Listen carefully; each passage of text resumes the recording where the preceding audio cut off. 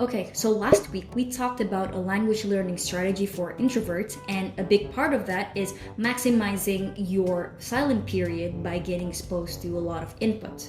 But what is the right input? What kind of input that you need to get yourself exposed to? So we're gonna talk about that in this video. So if you're learning a language, getting exposed to that language, or in other words, getting a lot of input in that language is arguably the most important thing that you need to do. It's probably the most essential ingredient in language learning. So if you want to learn a language, but you decided that you don't want to get a lot of input, you're not exposing yourself to native content in that language, I think you should just forget language learning altogether. Yes, it's that important. So of course, if all this time you've been getting the wrong input, it's not really a serious problem. I mean, like, the wrong input is actually still better than no input at all. But if you get the right input and you use the right materials to accompany your language learning strategy, you'll be surprised on how fast you could progress. So let's get into it. So what makes the right input? I want you to think about a car. Challenging, authentic, and relevant.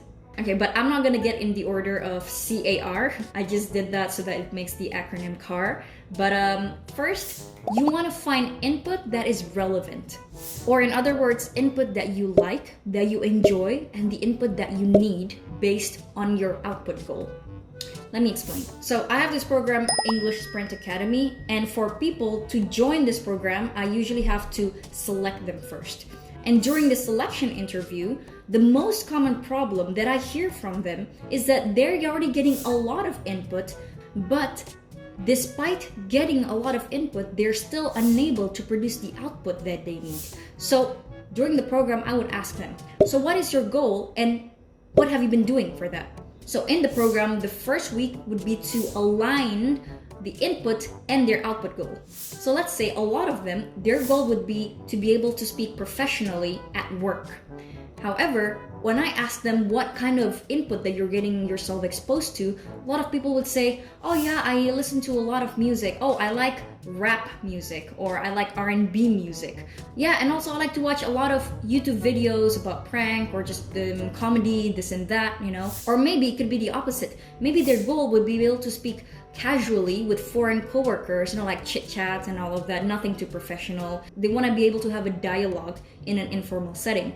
But then the input they're getting is mostly videos from TED, like TED Talk videos, which is a monologue. So if your goal is to be able to have a dialogue with people, but then you're feeding yourself mostly formal public speaking input, formal public speaking English, they're not really aligned. Again, let me remind you, this is not a terrible mistake to make, but if you manage to align your input and your output goal, you will be surprised on how fast you can progress.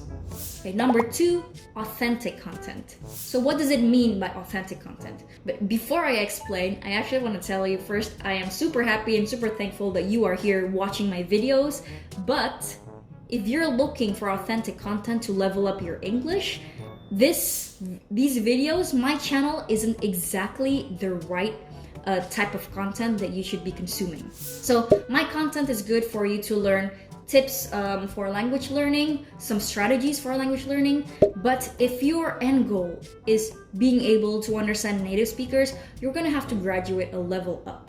My content does not fall under the authentic content category. Why? First, because I'm not a native speaker, so I'm bound to make some grammatical mistakes, pronunciation mistakes here and there. And also, my content is designed for people who are still learning English. So with that in mind, I speak more clearly, more slowly, and I use simple words. That's why it's easy for you guys to understand.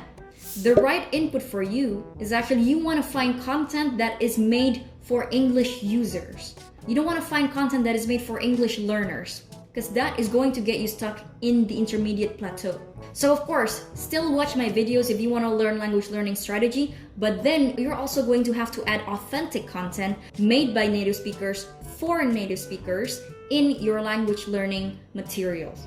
Especially if your goal is to be able to converse and to understand native speakers. then if that's your goal, it's important for you to get native input as much as possible. And the last one is challenging.